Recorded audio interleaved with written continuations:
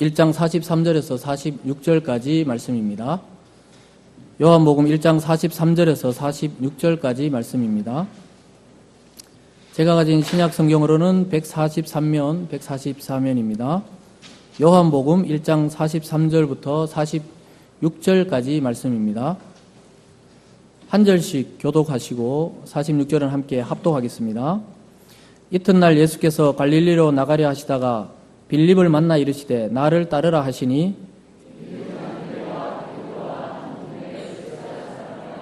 빌립이 나다나엘을 찾아 이르되 모세가 율법에 기록하였고 여러 선지자가 기록한 그 일을 우리가 만났으니 요셉의 아들 나사렛 예수니라. 나다나엘이 이르되 나사렛에서 무슨 선한 것이 날 수 있느냐. 빌립이 이르되 와서 보라 하니라. 아멘. 기도하겠습니다. 사랑의 하나님 아버지, 이 오후 예배 가운데도 말씀하여 주시니 감사드립니다. 하나님, 오늘 또 하나님 말씀이 증거될 때 먼저 설교하는 저에게 말씀하여 주시고 우리 공동체 전체에게 말씀하여 주셔서 오늘 우리에게 증거되는 이 말씀대로 살아갈 수 있는 능력과 힘을 공급하여 주시옵소서. 감사드리며 예수님 이름으로 기도드리옵나이다. 아멘. 오늘 본문을 중심으로 교회의 존재 이유, 교회의 존재 이유라는 제목으로 함께 말씀 나누겠습니다. 교회의 존재 이유, 좀 거창한 제목 같죠? 오늘 본문을 중심으로 교회가 이 땅에 존재하는 이유가 무엇인가 좀 생각을 깊게 해볼 수 있기를 바랍니다. 오늘 초점은 좀 전도, 복음 증거, 거기에 좀 맞췄습니다. 여러 가지 이제 본문을 통해서 우리가 볼 수 있겠지만 복음 전도에 대해서 한번 초점을 가지고 교회가 왜 이 땅에 다른 많은 기관들이 있는데 교회가 꼭 존재해야 되는가 생각해 볼 수 있기를 바랍니다. 우리 10월 17일 날 이제 효도 관광이 있었습니다. 관광. 여러분, 관광 하면 이 3대 요소가 있어요. 관광의 3대 요소가 뭘까요? 제가 말씀해 드리려고 준비했습니다. 제가 원래 학부 다닐 때 관광 경영학을 전공했었는데요. 그때 그 교수님이 관광 자원론을 가르치는 교수님이 항상 강조하시던 게 뭐냐. 본인 이제 전공이시니까 그러시겠지만 관광에서 제일 중요한 건 관광 자원이다. 자원. 왜냐하면 관광 자원이 있으면 그걸 보러 가려고 관광객들이 이제 모이잖아요. 그래도 그걸 이제 이어주려고 여행사나 또 뭐 차량이 버스, 관광버스 이런 게 있죠. 그걸 관광업이라 해요. 그래서 관광 자원, 관광업, 관광 수요자. 이게 3대 요소입니다. 근데 수요자가 있고 관광업체가 있어도 매력적인 자원이 없으면은 가서 볼 게 없으면은 다시 안 온다고요. 한번 갔다가 실망하면 안 가요. 근데 많은 관광객들이 몰리는 이유가 뭡니까? 그 관광 자원이 매력적인 거예요. 길이 험하든지 뭐 이게 돈을 얼마나 지불하든지 정말 볼만한 게 있으면 대가를 지불하고 간다는 것입니다. 그래서 그때 우리가 여러 가지 조사했는 것 중에 보면은 저게 김제평야가 있어요. 김제평야에 가보면은 김제 지평선 축제라고 있어요. 김제가 지평선이 그냥 끝없이 그냥 김제평야에 쫙 뻗어 있습니다. 거기서 축제를 하는 거예요. 그게 대한민국 대표 축제가 된 이유가 있어요. 왜 그러냐면 이제 도시에 사는 어른들에게는 향수가 있습니다. 향수. 시골에서 이거 벼베기 하던 것, 가면 막 벼베기 하고 별거 없어. 그냥 이거 뭐죠? 지불놀이 돌리고 던지고 뭐 이렇게 불 붙이고. 외국인들은 한국 전통을 보면서 또 호기심. 어른들, 애기들은 또 뭐 엄청 호기심이 있어요. 그래서 이게 어른, 아이, 외국인 이 3박자를 다 수용할 수 있는 그 축제로 지금 자리매김했습니다. 야, 그래서 김제 지평석 축제가 원래 10월 초반에 있거든요. 10월 초반에. 그게 바로 우리가 청년부 MT 갈 때 차가 5시간 밀린 이유가 김제 가는 길이었나 봐요. 그 아산 방파제까지 밀리더라고요. 여기 나들목에서부터, 광명 나들목에서부터. 보통 1시간 반 거리인데 있잖아요. 5시간 한 15분 걸렸어요. 야, 그래서 임효석 집사님하고 가면서 이게 김제 지평성 축제 때문에 그렇습니다. 제가 이렇게 설명을 해줬어요. 이게 어떤 축제인지를 이야기해 주니까 아, 그런 게 있냐고 이렇게 하는데 그걸 매력적이니까 가서 체험하는 거예요. 가족끼리 가서 체험하고 이렇게 합니다. 그래서 정서와 향수에 딱 맞는 이 관광 자원이죠. 그래서 외국인도 많이 오고 지금 매년 한 수십만 명이 넘는 그 김제 해봐야 뭐 소도시잖아요. 그 인구가 10만 명도 안 되는데 그 10배 정도 되는 관광객들이 와서 그 3일 동안 그걸 한다고요. 별을 뵙기도 하고 미꾸라지도 잡고. 그러니까 이게 뭐냐면 자원이 중요해. 자원이. 그래서 우리가 지난주에 우리 효도관광 갔다 오다가 마지막 코스가 국수를 드시더라고요. 국수. 저는 처음 가봤어요, 거기. 국수 엄청 많이 주시더라고요. 근데 줄을 막 서가 있어요, 줄을. 그럼 막 자전거 타고 가다가도 먹고 뭐 이렇게 하던데, 역시 국수집은 뭐가 맛있어야 돼요? 국수가 맛있어야 돼요. 맛있더라고요. 국물이 끝내줘요. 그래서 어른들 따라다니니까 이게 맛있는 집이 있구나 이렇게 했는데, 제가 그것도 생각하는 게, 그거 가보면 창고 같아요, 창고. 창고 같더라고요. 이거 뭐 이렇게 그냥 이렇게 일회용 이렇게 그 뭐라 그러지, 함석집처럼 이렇게 해놓는데, 거기 그 많은 사람들이 국수를 드시러 와요. 근데 메뉴 딱 2개, 비빔국수, 그냥 국수. 그냥 역시 매력이 있어야 돼요. 호떡집에 왜 불납니까? 호떡이 맛있어야 돼요. 지금 따라오고 계시는 거죠? 지금 뭔 소리 하나 목사님이 이러면서 이렇게. 그 교회는 그러면은 이 교회의 존재 이유잖아요. 그럼 교회는 뭐가 이게 중요할까요? 교회는 눈치채는 분들도 계시죠? 교회는 건물이 굉장히 중요하지 않습니다. 교회는 성도가 매력적이어야 돼요. 우리 자신이 매력적이어야 돼야 됩니다. 교회의 멤버인 이 성도가 바로 영적 성전이잖아요. 그 건물보다 더 중요한 거는 우리 자신이 복음으로 인격이 변화되어 있어요. 그 맛이 있어야 돼요, 맛이. 그래서 내면에 그 복음, 그리스도의 복음이 스며들어가지고 바뀌어 있는 그 성도들이 많으면 많을수록 매력적인 공동체가 되는 것입니다. 그래서 어떤 프로그램을 교회에서 하느냐보다 더 중요한 건 어떻게 내가 지금 복음으로 변화되어 있느냐가 이 중요한 포인트입니다. 그러면 자연스럽게 사람들이 모여요. 아까 말했잖아요. 호떡집에 호떡이 맛있고, 국수집에 국수가 맛있고, 또 김제, 그 드넓은 평야에 그 우리나라 대표 축제가 딱 예전에 2개였어요. 김제 지평선 축제 하회 세계 탈춤 문화 페스티벌, 이 딱 2개였어요. 그러니까 안동도 한 12만 명 되는 인구에 오는 게 110만 명 넘게 와요, 올해도. 그래서 제가 그런 걸 보면서 뭔 생각하느냐, 이 교회는 뭐가 매력적이야 이게 도대체 오느냐. 근데 그러니까 전 시민이 김제나 뭐 이렇게 안동 작은 도시잖아요. 근데 전 시민이 외국인이나 뭐 국내인 관광객을 맞이해요. 왜 그러냐면 10배나 되는 분들 한 명당 10명은 책임져야 되잖아요. 그 매력이 있으니까, 자원이 있으니까. 그래서 우리 자신이 바로 복음으로 바뀔 때 그 매력적인 사람이 되는 것입니다. 오늘 특별히 10월 마지막 주일은 항상 매년 이 종교개혁 주일로 이렇게 지키는데요. 종교개혁은 성경으로 돌아가자는 거예요. 루터와 켈빈이 막 폭동을 일으켜서 무슨 개신교를 만들어낸 게 아니고 성경으로 돌아가자. 이미 하나님 믿던 사람들에게 우린 너무 벗어났다, 성경에서. 성경으로 돌아가자. 그래서 하나님의 섭리로 다시 성경에 관심을 두고 하나님의 말씀에 관심을 두면서 일어났던 그 부흥 운동입니다. 부흥의 시대예요. 부흥은 정확하게 말하면 뭐냐, 사람이 많이 모이는 게 그게 부흥이 아니라고요. 부흥은 하나님의 말씀을 제대로 이해하고 삶의 변화가 있는 것을 개인적 부흥, 그리고 그 전체 공동체가 그렇게 될 때 공동체적 부흥이라고 말씀하는 것입니다. 그러니까 종교개혁 시대에 그런 일이 있었어요. 그리고 우리나라에 1903년, 1907년 뭐 그럴 때 우리나라에도 평양과 또 원산의 그런 부흥 운동이 공동체적으로 일어났던 거예요. 그게 뭐냐면 안 믿는 사람이 믿기도 했지만 믿는 사람이 하나님께 더 헌신되고 말씀으로 변화된 그 시대를 말합니다.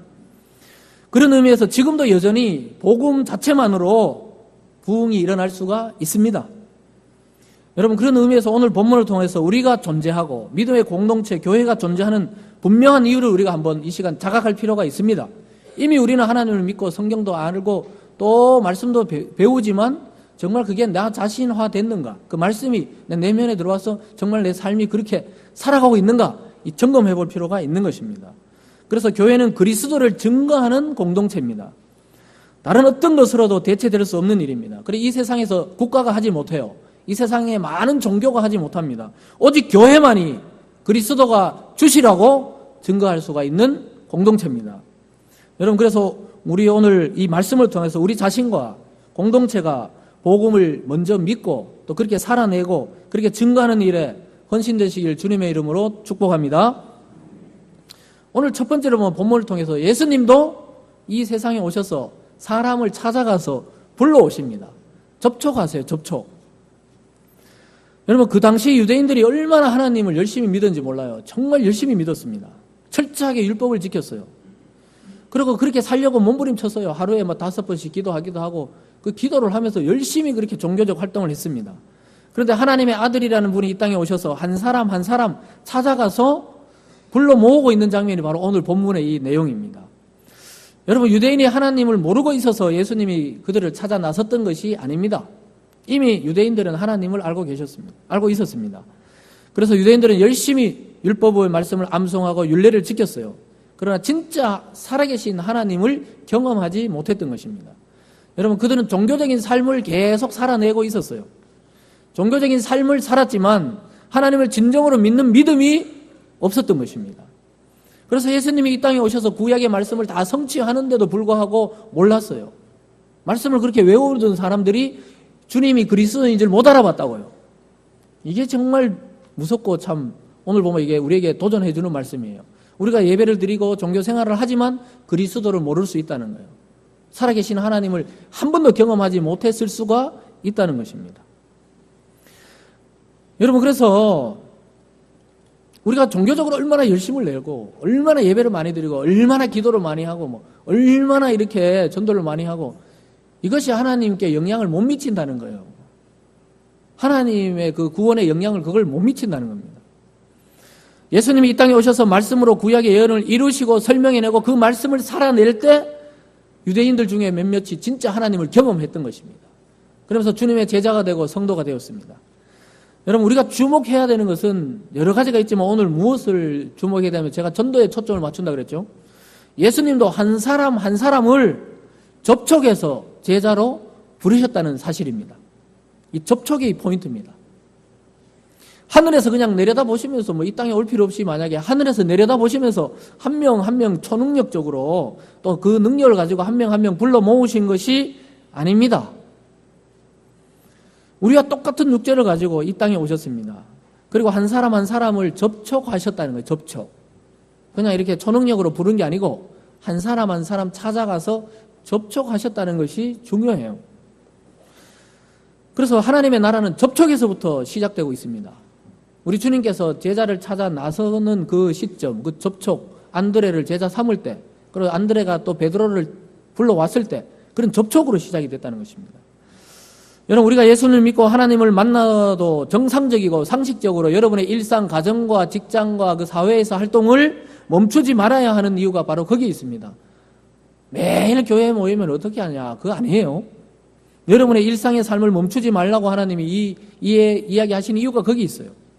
그곳에서 만나는 사람, 가족, 이웃, 회사 동료들에게 주님을 소개할 수 있기 때문입니다.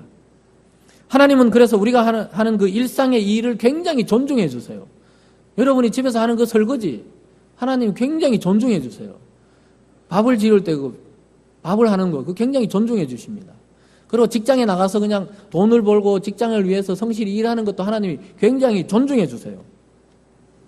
왜 그렇습니까? 하나님의 통로가 그 사람이 거기서 일이 이루어지기 때문에 그래요. 하나님은 그곳에 있기를 원하시는 거예요. 그래서 주님이 오늘 빌립을 만나서 직접 이렇게 전도하십니다. 43절과 44절 함께 읽겠습니다. 시작. 이튿날 예수께서 갈릴리로 나가려 하시다가 빌립을 만나 이르시되 나를 따르라 하시니 빌립은 안드레와 베드로와 한 동네 베세다 사람이라. 한 동네 살았다는 거예요. 한 동네. 여러분, 예수님은 오늘 이 빌립을 만나기 전날 누구를 전도했어요? 그 세례 요한의 제자 안드레가 있었어요. 안드레가 저분이 누구냐니까 하나님의 어린 양이라 그러니까 그 제자가 되어서 따랐어요. 그러면서 자기 형을 데리고 왔어요. 그 이튿날 일어났던 일입니다. 예수님은 베드로까지 제자로 삼고 그 다음날 다시 또 갈릴리로 나가시다가 빌립을 만나요. 왜 나가셨을까요? 이거 진짜 물고기 잡으러 물가로 나갔던 게 아니고 사람을 만나러 나갔어요. 그 동네 사는 접촉. 그래서 여러분, 그 다음날 다시 사람을 만나려고 갈릴리로 나가시다가 빌립을 만났습니다. 그래서 안드레와 베드로와 한 동네 사는 누구요? 빌립. 한 동네. 중요한 말씀이 나오죠. 우리가 가리봉동에 살면서 어디를 전도해야 돼요? 가리봉동에 살면서 불광동의 사람을 전도하는 게 아니고 가리봉에 살면 가리봉에 있는 사람을 전도하기 굉장히 쉽죠. 접촉하는 지점이 있으니까요. 그래서 이 한 동네를 보여주고 있어요. 이 접촉, 관계적인 그 전도, 그 관계성, 그런 걸 보여주고 있습니다. 여러분, 주님도 이처럼 기적적으로 제자들을 빌립에게 계시를 줘가 내일 갈릴리 내거리에서 나를 만나자 이렇게 계시를 주신 게 아니고 예수님이 나가셔서 지나가다 빌립을 만나서 제자로 삼으셨다는 것입니다. 여러분, 그렇다면 우리는 더 말할 나위가 없습니다. 우리는 주님을 따르는 사람이고 주님이 우리를 부르셨습니다. 그렇다면 우리 성도들은 누구나가 예수님의 증거자로 살아가야 합니다. 내가 무슨 직업, 또 어떤 일을 하는지 중요하지 않습니다. 성실하게 그 일과 그 직업과 또 그 가정의 삶을 감당하시면서 자신의 그 주위 사람들에게 주님을 증거하시는 여러분 되시기를 바랍니다. 두 번째로 오늘 보면요, 예수님은 제자들이 이렇게 찾아 나셨잖아요. 처음엔 제자가 아니었어요. 빌립을 찾아 나서고 안드레, 베드로를 만났습니다. 제자로 삼으시고 제자들은 자기 친구에게 또 가요. 예수님 썼던 방식 그대로예요. 동네를 떠난 게 아니고 그 동네에 있던 친구를 또 전도합니다. 그러면서 성경이 소개하는 사람이라고 예수님을 증거합니다. 본문에서 빌립은 예수님 만나고 바로 자기가 알고 지내던 나다나엘이라는 친구를 찾아가서 예수님을 소개합니다. 그러면서 구약 성경이 증거하는 그 사람이다, 이렇게 말하고 있어요. 45절 말씀입니다. 함께 읽겠습니다. 시작. 빌립이 나다나엘을 찾아 이르되 모세가 율법에 기록하였고 여러 선지자가 기록한 그 일을 우리가 만났으니 요셉의 아들 나사렛 예수니라. 빌립을 전도하는데 빌립이 당장 찾아 누구에게 가서요? 자기 친구 나다나엘에게 찾아가서 예수님을 증거하는데 뭐라고 증거해요? 모세가 율법에 기록하였고 선지자가 기록하였다. 그러니까 구약에 예언된 그 일을 만났다. 알고 보니 나사렛 요셉의 아들 예수더라. 이 말한 게 끝이에요.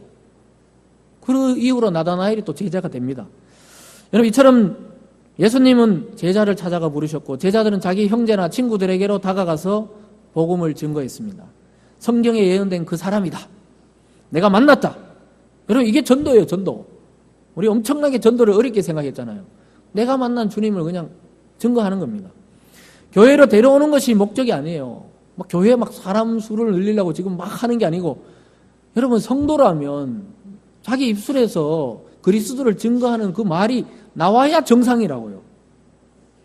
예수님을 소개하는 것이 우리 일생의 목적이 되어야 돼요. 이제 그게 그냥 한번 하고 마는 게 아니고 일생의 목표가 주님을 증거하는 거예요. 그 사람이 믿고 안 믿고는 하나님께 달렸지만 내 입술에 주님의 증거가 나타나야 된다는 것입니다. 여러분, 이처럼 전도는 일상에서 벗어나서 매일 그냥 전도만 하러 돌아다니는 것이 아니에요. 특별하게 그런 일에 부름받은 사람은 아주 특별하게 몇몇이 있어요. 그 다 그런 분들이 아니라고요. 아주 하나님의 소명 안에 그렇게 한 사람이 있지만 대부분은 일상이 복음을 증거하는 터전입니다. 믿습니까? 여러분, 복음을 증거하면서 사셔야 돼요. 뭐 교회로 사람을 데려가라 이게 아니고 내가 복음을 증거하나 안 하나가 내 생명력과 상관이 있다고요. 그래서 이 세상 어느 누구도 복음이 필요하지 않는 사람이 없다는 사실을 여러분 발견하셔야 됩니다. 부자든 가난한 자든 또 어린아이든 어른이든 누구에게나 복음은 필요합니다. 여러분도 뭐 잘 TV에도 나오시는 분인데 그 암 전문 병원을 운영하시는 그 이병욱 장로님이라고 있죠. 우리 교단의 장로님은 아니시지만 이병욱 장로님이 있어요. 암 전문 병원, 아침마당에도 나오시고 이런데 그분은 항상 수술하기 전이나 또 이 수술한 이후로 입원 환자들을 원장인데 직접 찾아가서 간호사들하고 이게 회진할 때 기도를 해주고 온대요. 기도. 그 아픈 사람들이 절박하잖아요. 그럼 뭐 예수를 믿든지 안 믿든지 상관없이 가서 기도해주고 수술을 시작한답니다. 그래서 그분이 일화를 설명해요. 스님이 딱 왔대요. 암이 걸려서. 머리 빡빡 밀었으니까 스님인 줄 알겠죠. 딱 와서 이제 수술실에 들어가야 되는데 들어가기 전에 마취하기 전에 꼭 기도해 주신대요. 기도. 간호사들하고 전부 가족들하고 오라 그래가지고 기도합니다. 그래서 그런 이야기 꼭 하는데 그 환자 보고도 아멘이라고 마지막에 따라 하세요. 이렇게 이야기한대요. 근데 스님이 아멘을 하기가 불편하실 거 아니에요. 그래도 그분이 그렇게 했대요. 그냥 뭐 믿든지 안 믿든지 그거는 이제 그 다음 일이고 일단 저희한테 수술 받으려면 아멘을 하세요. 이렇게 이야기했다는 겁니다. 그러니까 그 스님이 계속 끝까지 버티더래요. 웃으면서. 이러면서 계속 그냥, 제가 어떻게 좀. 그런데 이 장로님이 계속, 그냥 아멘 하시면 된다니까요. 그러니까 그분이 그냥, 그래도 어떻게 제가, 아멘. 이렇게 했다는 거 아닙니까? 그렇게 하셨대요. 뭐 그분이 거짓말 하겠어요. 그 의학 박사님이 설마, 장로님이. 허맨, 아멘까지는 아닌데 허맨 했다고. 그래서 수술 집도 했다는 거예요.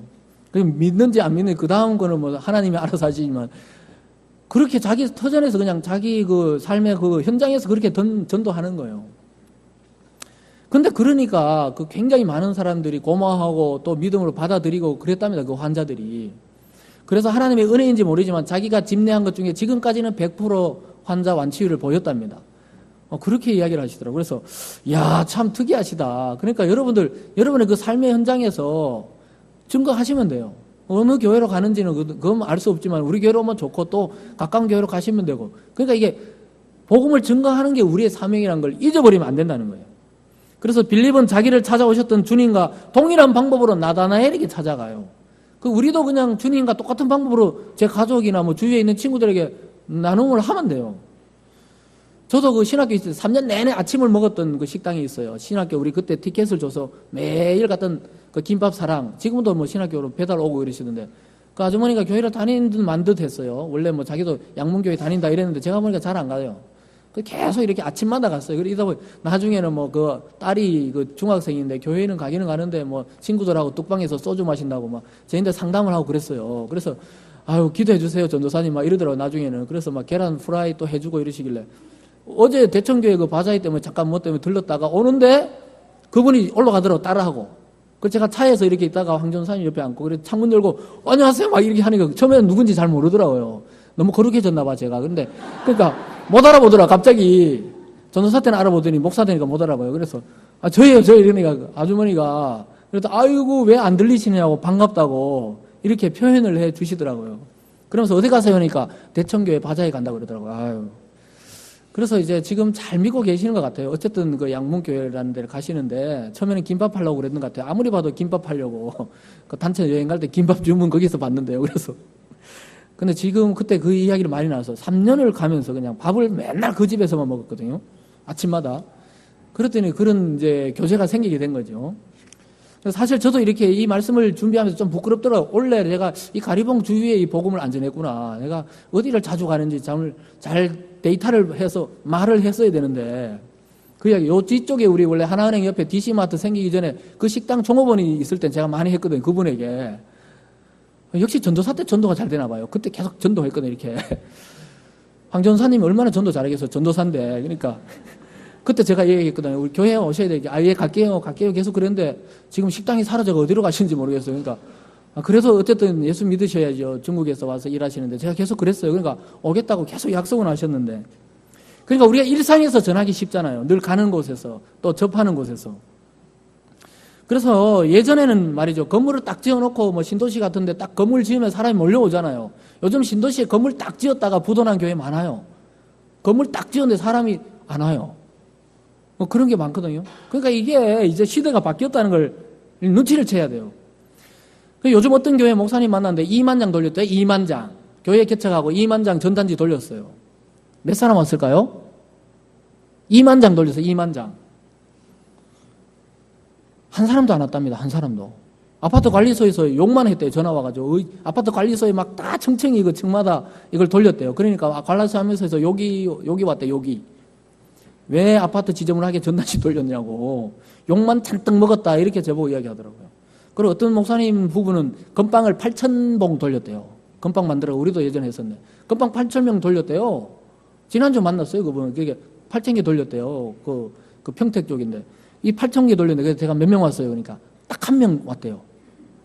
할렐루야. 한 명 온 게 어딥니까? 8,000, 한 명 왔는데 그분이 요즘 이렇게 잘 예배 섬기고 있다고. 그러면서 어떤 분들은 지나가면서 건빵 왜 안 돌리냐고 이렇게 2달 쉬었대, 일부러. 그런데 또 동네 사람들이 왜 건빵 안 돌려? 기다려 또. 그러니까 여러분 그게 필요 없다는 게 아니에요. 이것도 필요하고 저것도 필요한데 시대가 많이 바뀌었어요. 이 기독교를 생각하는 거, 교회를 생각하고 성도를 생각하고 이 교회를 생각하는 이미지가 많이 바뀌었어요. 그럼 어떻게 해야 됩니까? 이 관계와 접촉이 필요한 시대라고요. 주님의 원리를 다시 가지고 와야 돼요. 주님은 안드레를 부르고 빌립을 불렀어요. 그러니까 안드레는 베드로 형을 부르고 자기 가족, 빌립은 자기 친구를 불렀어요. 그런 시대가 된 거예요. 여러분 멀리 보면서 막 세계 선교 이런 거 생각하지 말고 내 주변에 혹시 올 사람 없나? 이렇게 쳐다봐야 되는 거예요. 복음을 들을 마음이 열린 사람이 없나? 딱 던지다 보면 그게 열립니다. 믿습니까? 여러분을 통해서 하나님이 기대하는 사람이 있다고요. 눈을 바짝 뜨셔야 돼요. 그래서 여러분 일상에서 가족들과 동료들과 회사를 섬기면서 그 일상에서 주님의 이름을 자연스럽게 소개하는 것이 바로 이게 관계적 전도, 복음 전도입니다. 이게 예수님의 방식이에요. 그래서 여러분 이제는 개척교회만 전도하는 것이 아니에요.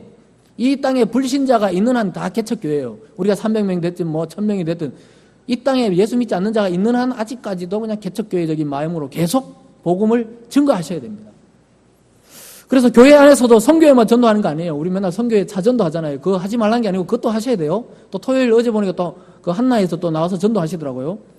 그러니까 선교회만 전도하는 것이 아닙니다. 전도는 교회의 프로그램이 되면 안 돼요. 이 프로그램으로 전도될 수 없어요. 그래서 전도와 복음 증거는 교회와 우리 성도, 우리 자신의 생명 그 자체입니다. 자체. 그러니까 복음이 내 입술에서 증거되지 않으면 자기를 점검해 봐야 돼요. 자기의 삶과 입술에서 예수님을 증거하지 않고 있다면 성도로서 예수님의 제자로서 생명력을 이미 상실한 것입니다. 내가 1년 내내 단 한 번도 누군가에게 그리스도를 소개하지 못했다면 내 속에 있는 이 예수 그리스도를 믿는 생명력이 지금 죽어가고 있는 거예요. 이거는 교회로 누구를 끌고 오고 안 오고 이 문제가 아니라고요. 내가 누군가에게 예수님을 진짜 소개하냐? 진짜 예수 그리스도를 믿으면 말을 하겠죠, 누군가에게. 그 사람이 믿든 안 믿든. 그래서 여러분, 다시 입을 벌려 주님을 증거할 때 어떻게 됩니까? 주님의 그 생명력을 상대방이 아니라 주님을 증거하는 내가 느껴요. 여러분 설교하면서 여러분도 듣지만은 제가 막 생명력을 느낀다고요. 이 증거할 때. 새가족 막 가르칠 때 보면 제가 흥분이 된다고요, 이게. 복음을 통해서. 여러분 이 참 증거하는 자가 그 생명력이 더 있어요. 믿습니까? 여러분 그래서 실험해 보셔야 돼요. 신앙은 실험이에요. 계속 해보셔야 돼요. 그래서 여러분 다시 입을 벌리시기 바랍니다. 생명의 풍성함을 주님 안에서 누리게 될 것입니다. 여러분 우리 모두 그러한 생명의 삶을 누리는 진정한 성도 되시길 주님의 이름으로 축복합니다. 오늘 마지막으로 보면 이 교회와 성도의 이 본질적인 외침이 여기 나와요. 와서 보라! 이 말이 성도와 교회의 본질적 외침이 돼야 돼요. 우리 마음속에 와서 보라! 이렇게 할 수는 없겠죠. 우리가 지금 와서 보라 그러면 뭘 보라고 이러지만은 근본적으로 우리 마음속에 그걸 늘 갖고 있어야 돼요. 나다나엘이 처음에 빌립의 말을 듣고 얼마나 무시했습니까? 야, 나사렛에서 무슨 메시아가 나냐? 나사렛에서 무슨 선한 것이 나냐? 이게 욕이하고 욕. 욕이라고요. 나사렛에서 무슨 메시아가 나냐? 그리스도가 나냐? 그런 거와 똑같아요. 가리봉에서 무슨 대통령이 나오냐? 이런 거와 비슷해요. 그러면 얼마나 우리 열받아요. 제가 이제 가리봉 주민인가 봐요. 이게 드라마 같은 데서 가리봉을 약간 비하하더라고요. 드라마 같은 데서 너 가리봉에서 왔냐? 이러면 굉장히 나쁜 의미로. 그리고 개그 프로에서도 어디서 왔냐? 외국인이 막 있잖아요. 어디서 왔냐? 이러니까, 개콘에서. 그러니까, 가리봉동 이러더라고요. 그러니까, 와, 이게 무슨 가리봉동이 동네 무슨 그거 북이냐? 그 제가 열이 팍 받아서 가리봉이 어떤 동네인지 모르고 이러는구나. 영적 생명력은 원래 이런 데서 나는 거예요. 예루살렘 그 중심에 나는 게 아니라고요. 강남에서 나는 게 아니고 어디요? 우리도 강남이지만 사실 실제로 보면. 강북이 아니고 강남이잖아요. 강남 가리봉에서 진짜 생명력이 난다고요. 믿습니까? 성경을 보면요. 단 한 곳도 고난이 없는 곳에 영광이 임하실 적이 없어요. 하나님이 낮은 곳에 임하시지 교만하고 높은 빌딩에 막 지어놓고 거기 임하시진 않아요. 거기는 벼락만 때리죠. 높은 곳에 가봐야 번개치면 제일 빨리 벼락 맞죠. 우린 낮은 곳으로. 그래서 우리가 새가족을 지하에서 교육하잖아요. 혹시 생명이 해함이 있을까봐 지하에 숨겨놓고 그렇게 교육한다고 이게. 혹시 마당에 왔다 갔다 벼락 맞으면 안 되니까 밑에 이게 감춰놓고 지금 우리가 교육하면서 안전하게 지금 성도로 세워가고 있습니다. 그래서 여러분 지금 나다나엘이 무시한 거예요 사실. 빌립이 야 나사렛 사는 요셉의 아들 예수가 메시아다 이러니까 나다나엘이 너 미쳤냐. 거기서 무슨 선한 게 나냐. 그런 거예요. 우리가 만약에 가리봉에 있는 창덕교회에서 막 생명력이 넘친다. 여기에 주님의 임재가 충만하다 그러면 사람들이 가리봉? 외국인이 넘치는 데 아니야? 이렇게 이야기하더라고요. 가리봉에서 그거 계속 있을 거냐고 막 이러더라고요. 그래서 사람들이 야 정말 가리봉을 무시하는데 우리 한번 본때를 보여줍시다. 믿습니까? 누구에게 보여될지는 모르지만 절대로 이 가리봉을 무시하지 못하도록 우리가 복음의 깃발을 높이 들어야 할 줄 믿습니다. 그래서 마치 우리가 예수님 믿으세요 이러면 어떡합니까? 사람들이 너나 잘하세요. 보통 그런 말 듣죠. 하면 얼마나 당황스러운지 몰라요. 저도 이렇게 예수님 믿으세요 하는데 사람들이 아니 믿는 당신이나 잘 믿으세요 그런다고요. 그 어디 지나가다 이제 목사님 가면 갑자기 깜짝 놀라요. 사람들이 목사였어? 이리 쳐다본다고요. 예전에는 목사님 가면 서로 약간 예의가 있잖아요. 서로 이렇게 그냥. 근데 이게 목사라는 직분이 굉장히 이제 사회에서 인식이 이게 사탄의 전략이에요. 짓밟히게 만드는 게 이게 정상이 아니라고요. 그래도 목사님, 장로님 가면 이렇게 인사했잖아요. 예전에. 근데 막 무시하잖아요. 뭐 목사가 뭐 대수입니까? 고대 구로병원 웬 의사가 우리 막 중환자실 기도해 주러 왔다니까. 그것도 담임 목사님까지 가셨는데 제가 그 말 듣고 목사님 보고 이런 시대에 제가 안수 받았네요. 하면서 그러니까 진짜 그러더라고요. 의사가 뭐 목사가 뭐 대수입니까? 뭔 말이냐면 중환자실에 그 원래 시간이 안 되어도 가가 기도할 수 있거든요. 보통 그 병원에서 편의를 봐줘요. 이야, 그러니까 이렇게 의사보다 못한 게 목사냐? 제가 속으로 이렇게 생각했어요. 그 의사 선생님들을 이제 회개하라고 속으로 이렇게 생각했어요. 그게 뭐냐면 우리 성도들이 무시당하는 거는 하나님이 무시당하는 거예요. 그걸 안 믿는 자들이 몰라요. 이게 사탄의 전략입니다. 이 시대 교회가 짓밟히고 막 목회직이나 뭐 성직이 막 지금 막 땅에 떨어진 것 같이 이 작전이 있잖아요. 하나님의 뜻이 아니에요. 사탄의 계략입니다. 믿습니까? 그래서 여러분 성도가 얼마나 존귀한 존재인데요. 그 어디 사느냐 중요한 게 아니에요. 어디 사시든지 성도는 굉장히 존귀한 존재예요. 하나님의 아들이 죽고 여러분 살렸습니다. 믿습니까? 절대 기죽이면 안 돼요. 기죽으면 안 돼요. 절대 우리가 있잖아요. 이게 뭐라 그러죠? 웅크러들면 안 됩니다. 자신 있게 그냥 전하시면 돼요. 아 그래 뭐 무시한 건 네 마음이고 나는 전한다. 이런 마음이 있어야 돼요. 그래서 여러분 우리는 상대의 말 자체에 너무 상처받으면 안 돼요. 목사님 상처받았어요. 이런 말 너무 하지 마세요. 상처는 있잖아요. 후시딘이 있잖아요. 바르고 그냥 다시 또 나가야죠. 아까 전기를 받으든지 빨간 약 바르고 나가야지요. 이게 상처받았어요 하고 교회에서 치료해 주세요. 치료 못해요. 그 하나님께 담대함을 받고 나가서 그리스도를 증거할 때 어떠냐. 이게 오히려 치료가 돼요. 생명이 넘친다고요. 그래서 여러분 우리가 만난 주님을 소개하고 알려주고 자기의 변화된 삶을 증거할 때 자신의 매력이 생겨요. 여러분 복음을 증거할 때 자신이 굉장히 매력적인 사람이 된다고요. 여러분 자체가 이미 매력적이에요. 어떨 때 보면 뭐 그러거든요. 청년들도 자기는 뭐가 부끄럽다고 사실 이렇게 나눔하다 보면 이런 게 예전에 뭐 컴플렉스였다고 이런 이야기 하는데 제가 보면요. 지금 여기서 보면 있잖아요. 한 200명 되는 우리 얼굴도 이렇게 쫙 보이잖아요. 다 매력적이라고요. 얼마나 매력적인지 몰라요. 옆 사람 한번 쳐다보세요. 한번 쳐다보세요. 야 매력적이죠. 쳐다보세요 서로. 이미 성도인 자체가 매력이에요. 믿습니까? 여러분 자신을 가져야 돼요. 하나님이 벌써 구원했다는 사람들은 굉장히 매력적이라고요.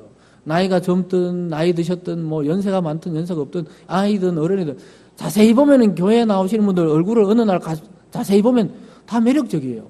잘생겼어요. 여자분들은 또 아름다워요.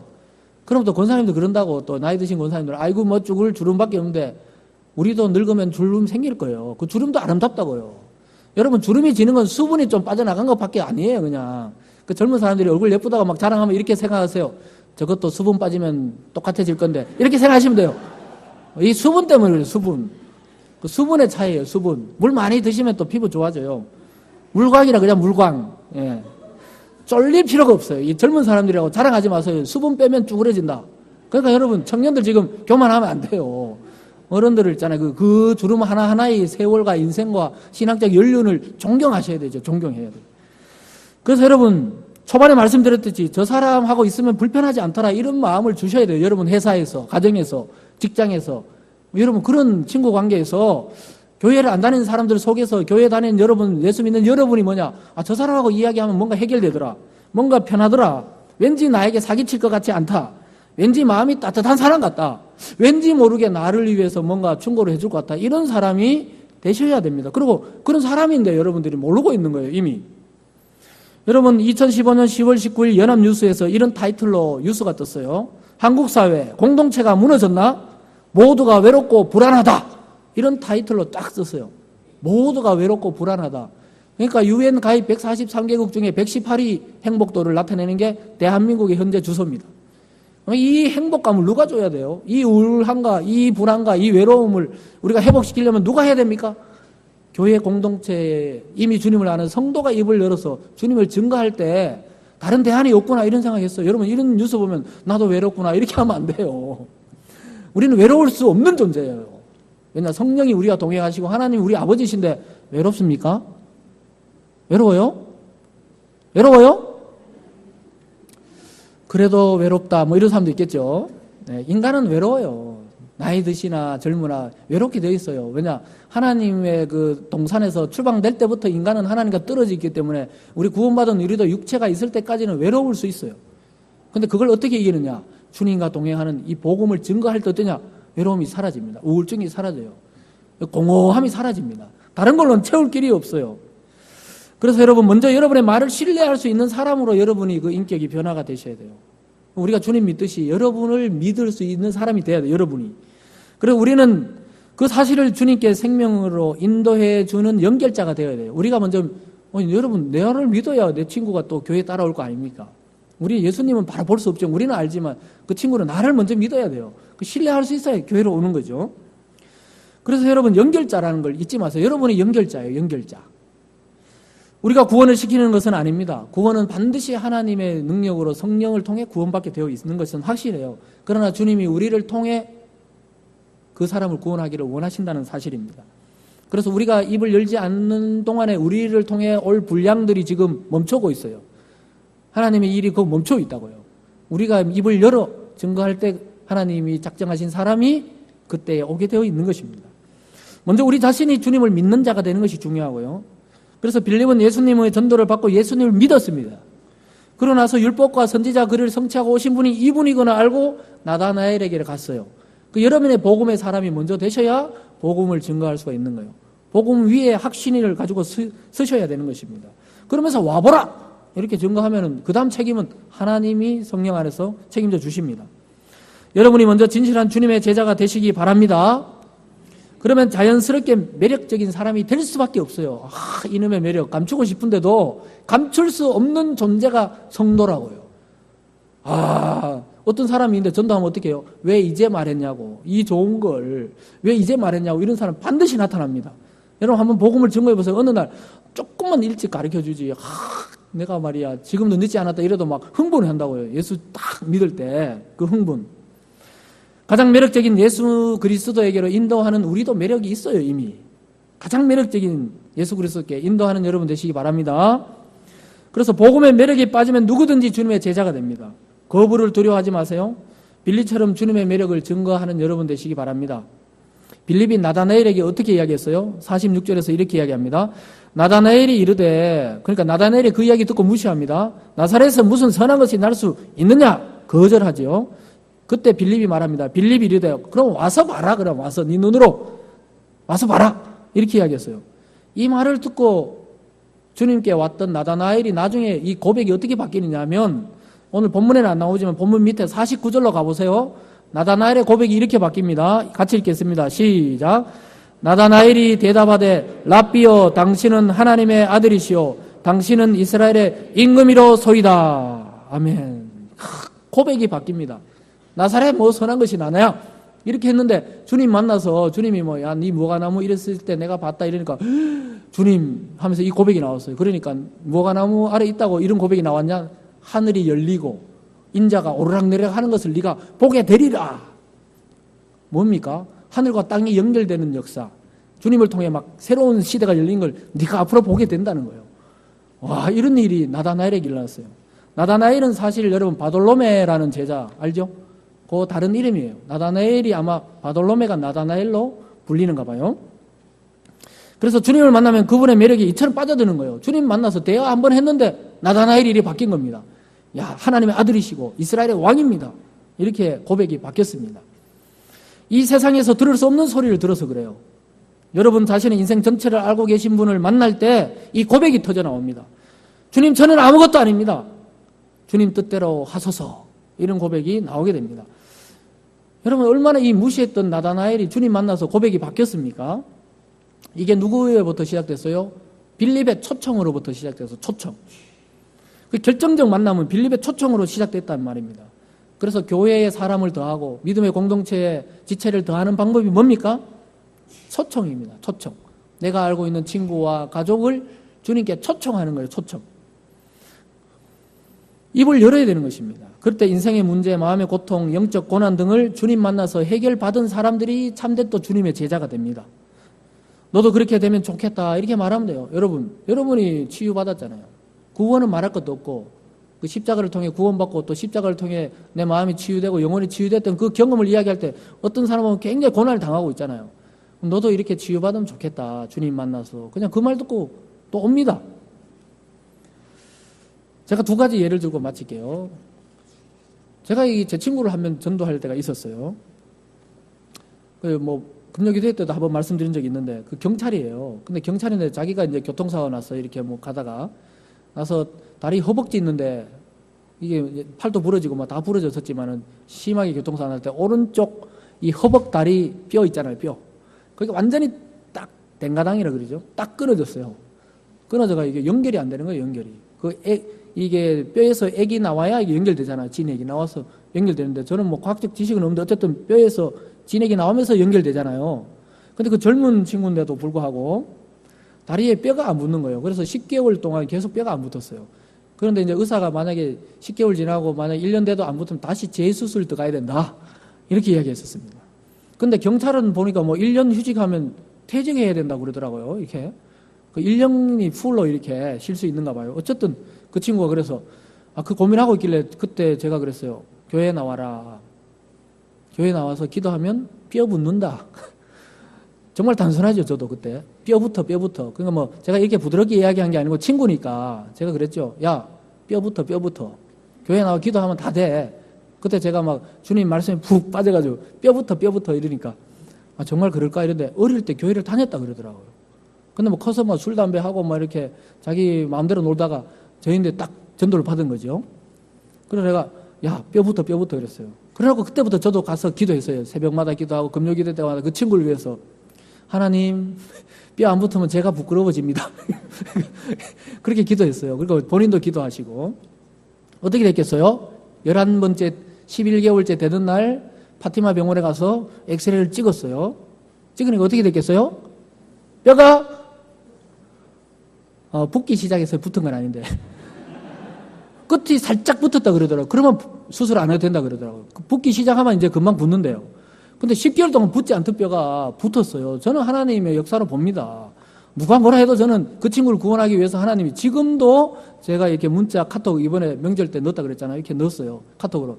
야, 잘 살아있냐? 뭐 난 신앙 이야기 안 해서 잘 살아있냐? 그러니까 갑자기 자기가 그래, 서로가 있는 곳에서 하나님을 잘 섬기자. 이렇게 한 거예요. 그래서 내가 너 집사 받았니? 그래서 이렇게 너 집사 됐어? 하고 이렇게 카톡 넣었거든요. 답장이 없어 지금까지요. 근데 어쨌든 뭐냐 하면은 믿는 자매 만나서 믿는 집안에 장가가서 이렇게 신실하게 신앙생활 하고 있구나.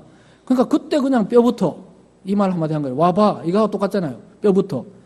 그 두 번째는 뭐냐 또 제가 제 아내랑 같이 전도한 분이 있어요. 그 제 장모님이에요.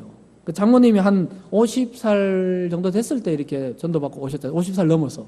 50년 넘게 우상과 미신에 빠져있던 그 여인이 어떻게 변화돼서 저는 신기해요. 어릴 때부터 그냥 교회를 다녀서 갑자기 변화되는 사람 보면 진짜 하나님이 살아계시는구나. 그때 믿음이 가요.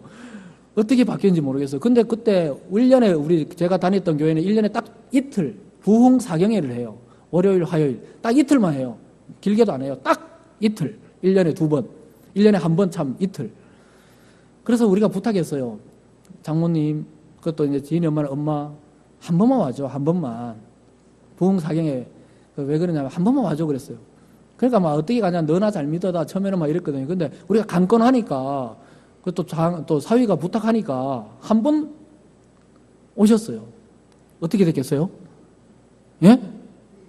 예? 지금 질문하는 거예요. 어떻게 됐겠어요? 역시 안 오셨어요. 한 번. 그래서 제가 어떻게 했냐. 그 다음 해에 또 1년에 딱 이틀 하는 그 부흥회에 또 청했어요. 지인이 엄마도 청하고. 한 번만, 하루만 와달라고. 딱 한 번만. 그 기회잖아요, 기회. 초청할 수 있는 기회. 떡도 주고, 뭐 밥도 주고 이러니까 식사한다 생각하시고 같이 가세요. 하면서 이렇게 또 왔어요. 어떻게 됐겠어요? 첫날에 오셨어요. 어떻게 됐겠어요? 제가 말해줄게요. 속 터지죠. 그러니까 어떻게 됐냐면, 그 다음날은 몇 시에 하냐고 이렇게 묻더라고요. 약간 바뀌었죠.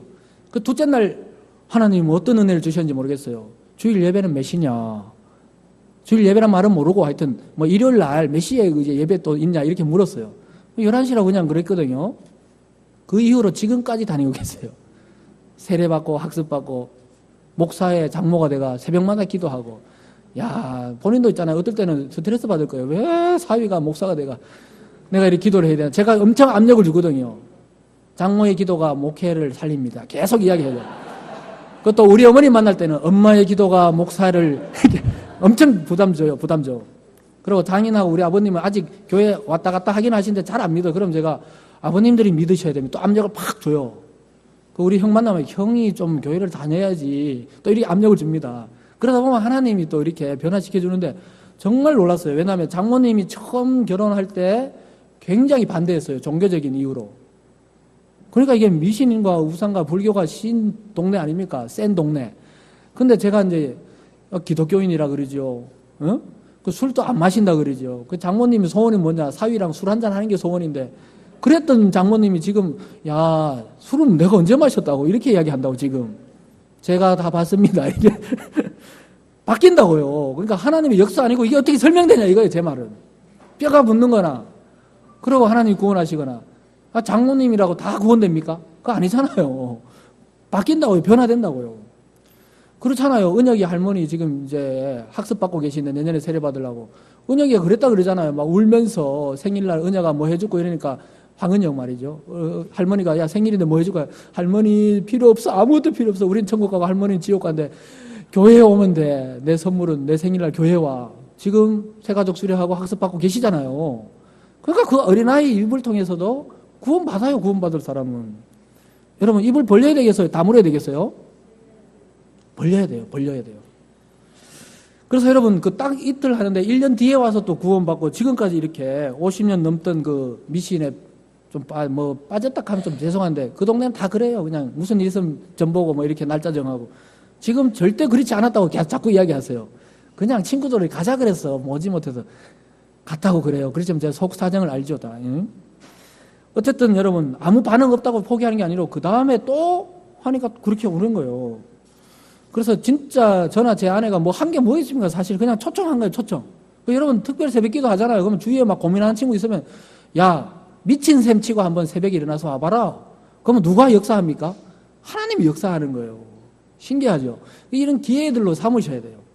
아 오늘 그냥 야 이 날씨 좋은데 야외 가지 말고 교회로 오자. 이렇게 해서 한번 오는 거예요. 그냥. 그런데 그 사람 인생이 바뀔지 어떻게 합니까? 그저 한번 초청한 겁니다. 와서 보라. 딱 그 마음이었어요. 그 다음은 하나님이 성령을 통하여 사람의 마음에 감동을 주신 것 아닙니까?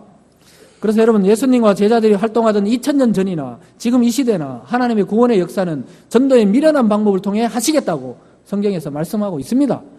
그래서 여러분 동일하게 그 역사가 일어나요. 여러분이라고 안 일어납니까? 전하면 일어납니다. 꼭 우리 교회로 막 불러오라는 게 아니에요. 누군가 갑자기 생각나시면 전화하세요. 야 이제는 예수님 믿어야 되지 않냐. 그러면 믿게 돼 있습니다. 여러분 루터와 칼빈을 통하여 하나님이 다시 복음으로 돌아오도록 교회와 성도를 이끄셨습니다. 그 초청에 응한 많은 사람들을 인하여 다시 교회와 성도의 마음에 부흥이 임하였습니다. 그래 칼빈은 종교개혁도 했지만은 그 프랑스에 2000개가 넘는 교회를 개척했어요. 그래서 제네바 스위스에서 활동했지만 프랑스로 계속 그 사역자를 보내서 그 50% 가까이 이제 칼빈이 사후에 20년 지났을 때는 50% 가까이 프랑스가 개신교화가 되었답니다. 그렇게 여러분 증거하는 입술이 있어야 뭐 변화한 거 아닙니까? 그래서 이 가리봉동을 복음으로 변화시키는 우리 교회 되시길 주님의 이름으로 축원합니다. 그래서 여러분 우리뿐만 아니고 이 동네 전체가 매력적인 교회, 매력적인 지역으로 바뀌기를 정말 간절히 소망해 봅니다. 여러분 그런 일에 동참하시지 않겠습니까? 함께 저도 하겠습니다. 여러분 그런 일에 다 같이 동참하는 그런 은혜가 있는 그런 귀한 성도님 되시길 주님의 이름으로 축복합니다. 기도하겠습니다.